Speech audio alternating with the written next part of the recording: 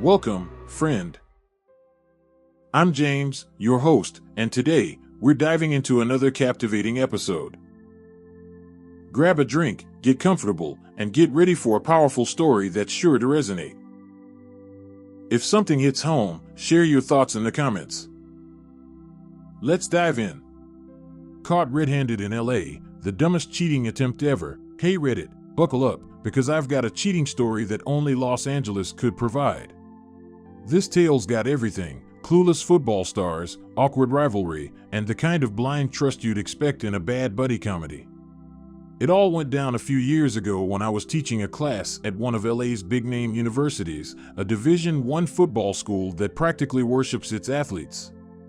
Picture this: palm trees swaying in the breeze, the Hollywood Hills in the distance, and a campus where the football team isn't just celebrated, they're idolized. We're talking billboards featuring star players, coaches who double as celebrities, and stadiums packed with tens of thousands of screaming fans on game days. The kind of place where a football player's name carries more weight than half the faculty combined, and where academic struggles can sometimes be overshadowed by the glitz and glamour of sports culture. You see, in LA, football is more than just a sport, it's practically a religion. The players are like demigods walking among us, and the rest of the students? Well, they're the worshipers, hoping to catch a glimpse of greatness between classes. The football program here isn't just a big deal, it's the deal. The university had a legacy of national championships, bowl game victories, and a long list of alumni who went on to NFL fame. It wasn't uncommon to see athletes featured on magazine covers or in local TV ads. Their social media accounts had more followers than some celebrities, and the parties they attended were the stuff of legend. You could say that academics took a backseat for these guys, but that would imply they were even in the same car. So, there I was, just starting my second year as a PhD student, when the department suddenly threw me into the teaching deep end. A first-year class needed an extra section, and I just happened to have the right qualifications to teach it. Mind you, it wasn't exactly standard procedure to put a second-year PhD student in charge of an entire course. Normally, we'd be stuck TAING for at least another year or two, safely shielded behind a senior professor's shadow. But not this time. It was a classic case of sink or swim, and I had no choice but to dive in. The problem? They handed me a class with zero preparation materials. No syllabus, no past exams, not even a PowerPoint. Just a room number, a list of students, and my naive optimism that somehow everything would work out. I was literally winging it week by week, creating assignments, scrambling to make lectures somewhat coherent, and trying not to drown in a sea of my own inexperience. I wasn't exactly sure what to expect from my students, but it didn't take long for me to realize that this class would be interesting. The roster was a mix of your typical freshmen, some who seemed genuinely eager to learn, and others who were clearly there to check a box for their general requirements. But two names stood out from the start: senior and freshman. Not because they did anything noteworthy in class, but because of who they were. Senior was a fifth-year veteran, a household name on campus who had been through more football seasons than some professors had been through sabbaticals. He had that laid-back, seen-it-all vibe. There was a kind of weariness about him, like he'd been carrying the weight of the team on his shoulders for far too long. Freshman, on the other hand, was the new golden boy, a highly touted recruit with more hype surrounding him than the latest Marvel movie. His social media was already buzzing with high school highlight reels, endorsements from local brands, and whispers about how he was the future of the program. The dynamic between the two was fascinating to watch. From the very first class, it was clear that they didn't quite click. I wouldn't call it outright hostility, there weren't any death stares or trash talking. It was more like a tense standoff. An unspoken competition for dominance that extended far beyond the field. You could see it in the way they sat next to each other, senior with his nonchalant slouch, as if he was too cool to care, and freshman with his back ramrod straight, trying too hard to prove that he belonged. They exchanged the occasional nod or muttered greeting, but that was about it. If anything, their seating arrangement seemed more out of obligation than choice, like it would have been more uncomfortable to not sit together given their status on campus. Now, let me be real, these two weren't exactly model students. They showed up to most classes, but if I had to sum up their academic efforts in one word, it would be half-hearted. It was like watching two people reluctantly sit through a movie they hadn't wanted to see in the first place. Senior would occasionally jot down a note or two, but it was clear his mind was elsewhere, probably focused on upcoming games, media appearances, or whatever buzz was circulating about him on social media. Freshman wasn't much better. He'd shift restlessly in his seat, glancing over at Senior every now and then like he was taking his cues on how to blend in as a college student.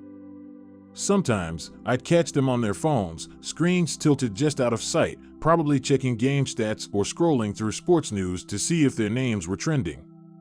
They acted like class was an annoying detour on the road to football stardom, and to them, that's exactly what it was. Still, I didn't pay them much mind until the midterm came around. It was one of those sweltering LA afternoons where even the air feels sticky and there's a faint hum of exhaustion that hangs over the campus. The classroom was crammed full, every chair occupied, with students practically sweating through their anxiety. It didn't help that the air conditioning was barely functional, turning the room into a stuffy oven. There wasn't much opportunity to space the students out, and so, as fate would have it, senior and freshman ended up in their usual spots, side by side. As I handed out the exams, I could feel a weird energy in the air, like the calm before a storm. The football duo exchanged a glance that I could only describe as half conspiratorial, half desperate. Their pencils tapped nervously against the desks, and I could see them glancing down at their papers with a kind of anxious determination, as if hoping the answers would magically appear. The atmosphere was thick with tension, and not just because of the heat. As I paced the rows, I noticed senior and freshmen's heads tilted ever so slightly towards each other's papers. It wasn't obvious enough to call them out on the spot, but it was enough to make a mental note to keep an eye on them. There was a kind of silent, frantic communication happening between them, like two partners in crime trying to execute a heist without alerting the guards. I could practically hear their inner voices. "Come on, bro, help me out here. You know the answers, right?" When I sat down to grade the exams later that week, it felt like I had stepped straight into the plot of some absurdist comedy. Both senior and freshman had absolutely tanked the exam, scoring a dismal 5 out of 30. But that wasn't the most shocking part. The real kicker was that their answer sheets were identical. I'm not talking close enough to raise an eyebrow. I'm talking every single answer matched. Exactly. Even the questions they left blank were the same. They hadn't even bothered to switch up a single answer to cover their tracks, which would have been cheating 101. It was as if they had just decided, in the heat of the moment, that if one of them was going down, the other was going down too.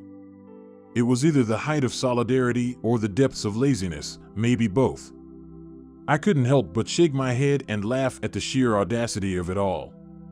It was like watching two toddlers team up to steal cookies from a jar, only to get caught because they left crumbs all over the place. The more I thought about it, the more absurd it seemed. I pictured them sitting there during the test, beads of sweat trickling down their foreheads as they furtively glanced at each other's papers. Maybe they exchanged a whispered, "You got this?" and the other replied with an equally panicked, "Yeah, sure." I could imagine their expressions slowly morphing from nervous to resigned as they realized they had no clue what the answers were. It was almost like they made a silent pact to go down together, as if that somehow made the cheating less shameful. There's a part of me that actually admires their commitment to the bit, even if the bit was, frankly, a terrible plan. It was like watching someone try to rob a bank with a squirt gun. They weren't fooling anyone, but you couldn't help but give them points for trying. So, I did what any decent instructor would do. I summoned them to my office for a little chat. One by one. Senior came in first, strolling through the door with the kind of casual confidence that almost dared me to accuse him of anything.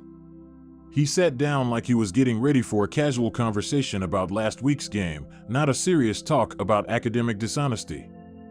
I laid the identical answer sheets on the desk between us and folded my hands, giving him a chance to explain himself. Any idea how this happened? I asked, my tone calm but firm.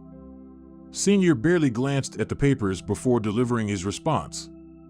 Must have been a coincidence, he said, as though turning in matching exams was as ordinary as a Tuesday practice session. His tone was so nonchalant that for a moment I wondered if he actually believed it.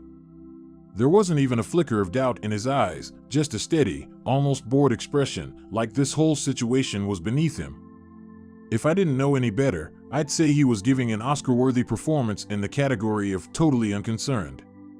He crossed his arms, leaned back in the chair, and waited as if this whole meeting was just a minor inconvenience in his day. I pressed a little further, not because I expected a confession, but just to see how far he was willing to take the charade. You're saying it's a complete coincidence that both of your exams are identical, down to the same incorrect answers? I asked, raising an eyebrow. He didn't miss a beat. Yeah, I guess so. Weird, right? There was the tiniest smirk at the corner of his mouth, like he was almost daring me to call him out. I had to give it to him. He had guts, even if it was misplaced. It was like watching a poker player bluff with a hand of mismatched cards, bold and reckless, with zero chance of winning.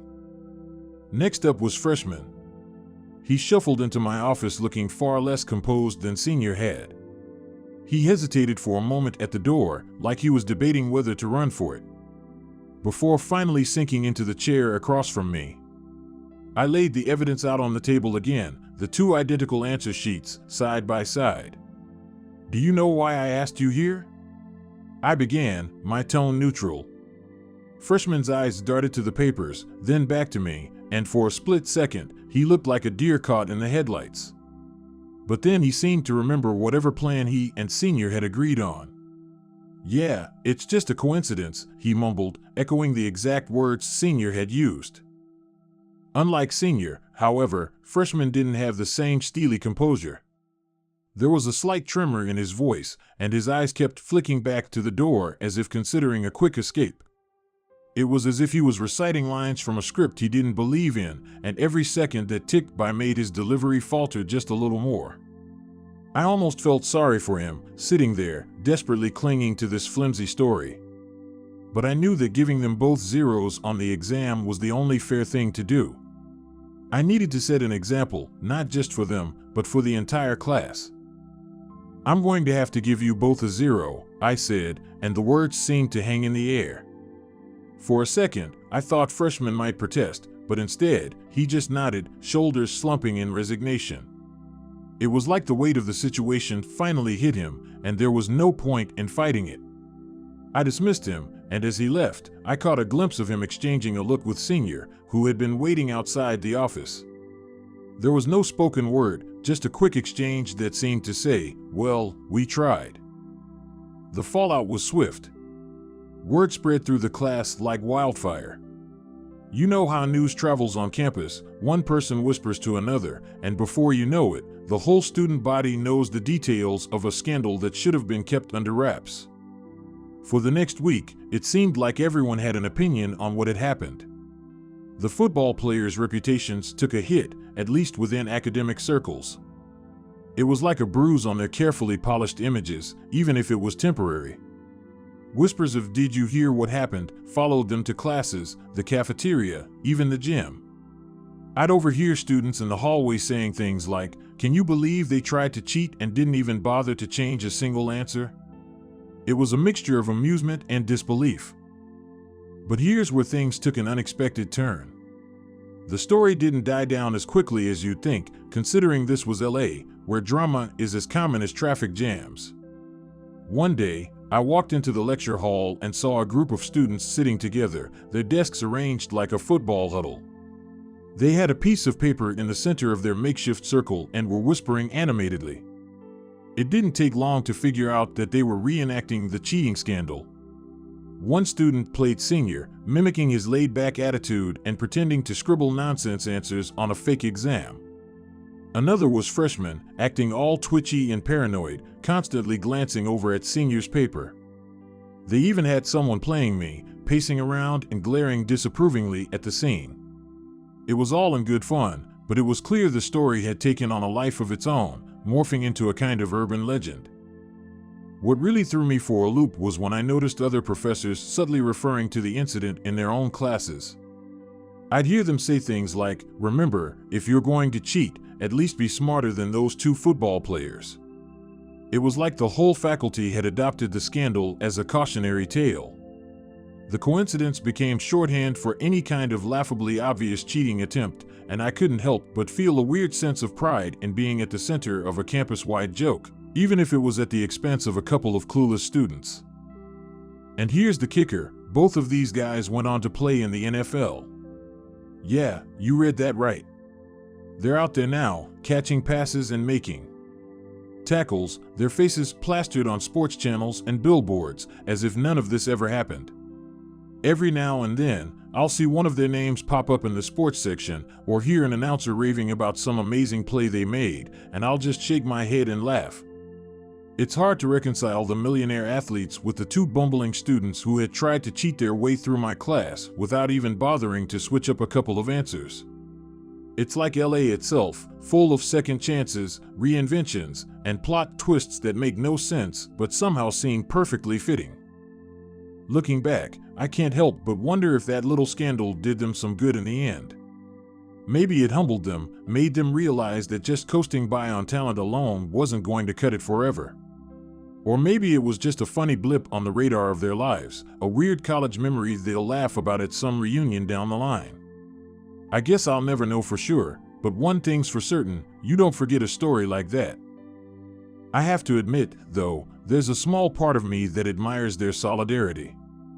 Even though they failed spectacularly, they stuck together, refusing to throw each other under the bus.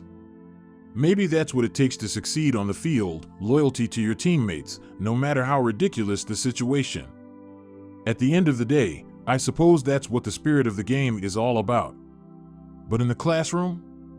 Well, let's just say they didn't score any touchdowns there. Anyway, that's my story. I'm curious, has anyone else ever caught students in a hilariously dumb attempt at cheating? Because let me tell you, if this wasn't the dumbest attempt I've seen, then I can't imagine what could top it. Share your stories, Reddit. I know I'm not the only one with a front row seat to the dumbest show in town.